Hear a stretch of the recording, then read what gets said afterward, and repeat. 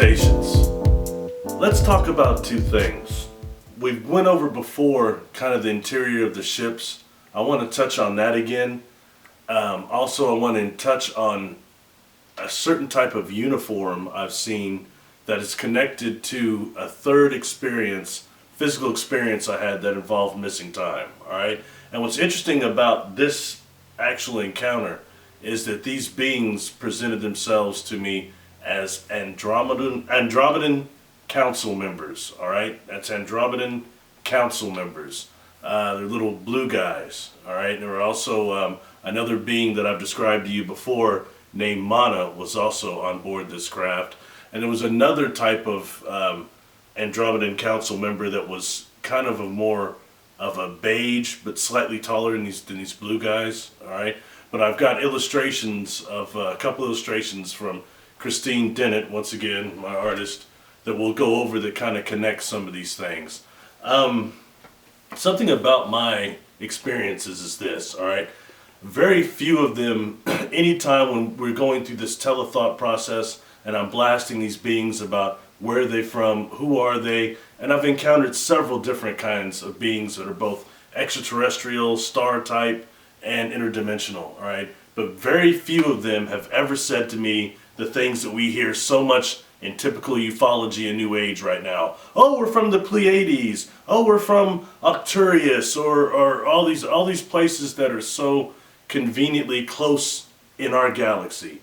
I was getting weird answers like, we're from sector 43-5. I mean, what does that mean? We're beyond E-space, the exospace-time continuum. Especially when I was younger, excuse my language, what the hell does that mean? You know, so it leaves you a little bit open. So I wanted to kind of go over some of these things for one of the few beings that did actually give me a name, and we'll go over the illustration and do a conclusion and wrap it up. Thank you. This first picture here, this is the Andromedean Council Member, alright?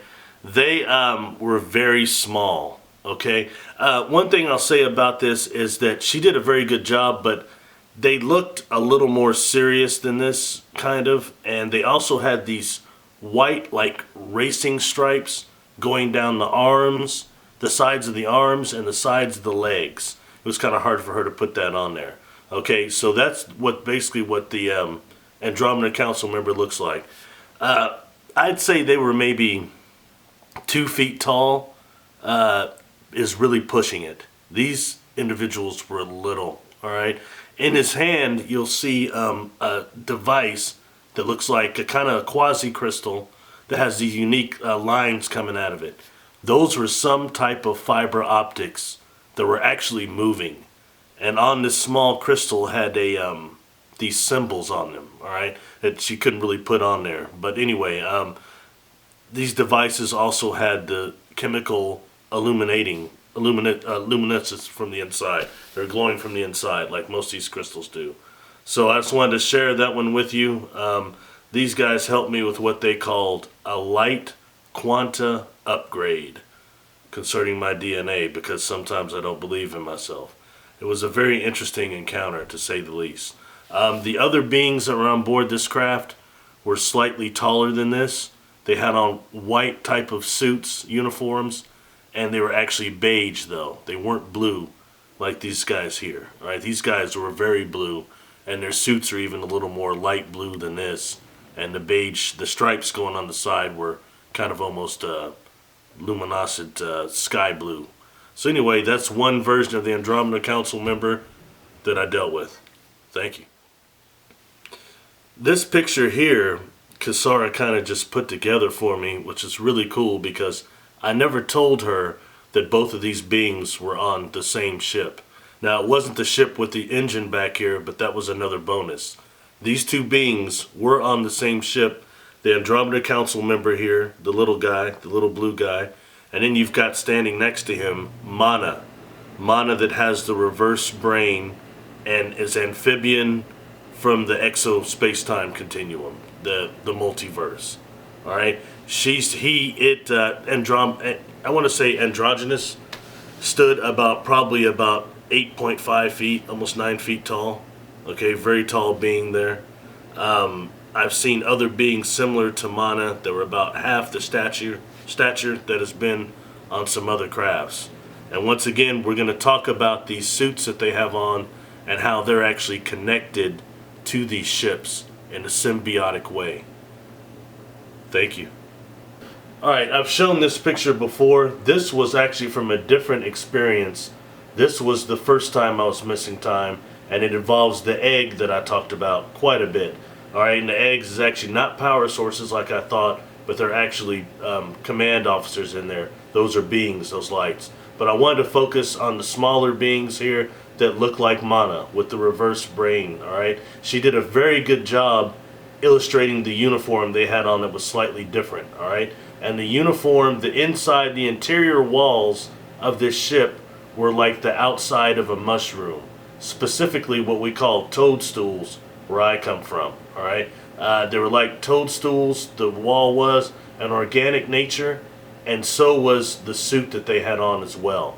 So basically they could touch things and be in communication and be in control of this ship without touching it.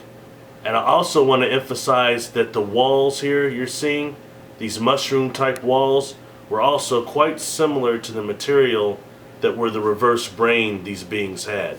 So that told me something, that this ship was a part of both their DNA, some type of a organic fungus, that's what we know, and that these ships are connected in with what I would say is some type of a fiber optics.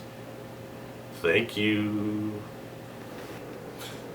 In conclusion, I want to try to make this to make sense. Alright, these suits that they've had on that I've seen, most of them, although I don't see symbols on any of them, they are made of some type of a material, some type of a nanomaterial, and the walls of a lot of these ships are organic, okay, and they look similar to the beings themselves, that as far as what their skin is like.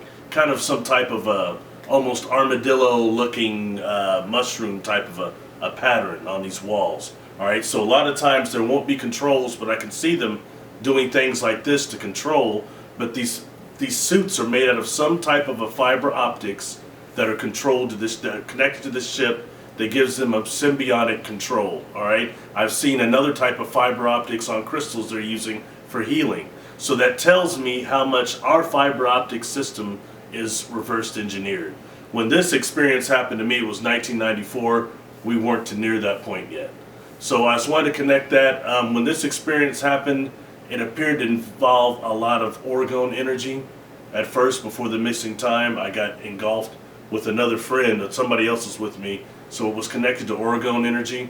That experience involved with the Andromedean Council members. So I just wanted to go over that a little bit and touch on that, the uniforms, touch on the interior of the ships itself, how there's an organic component that composes their DNA, some type of a fungus. I've explained before how a lot of these ships are actually grown in deep space around singularities, around a micro wormhole. Alright, so that's something else to keep in mind, along with the composites and the different materials they've mined from planets that are devoid of Van Allen belts and atmospheres. They're subjected to a lot of solar radiation, alright, unlike what we see here on Earth. So anyway, this is just a couple things to keep in mind. Please subscribe to the channel, please share the videos, put a like on it if you could. I want to thank my friend PC for always shooting these for me. I'm just sitting here talking. Thank you all for watching. God bless. Much energy.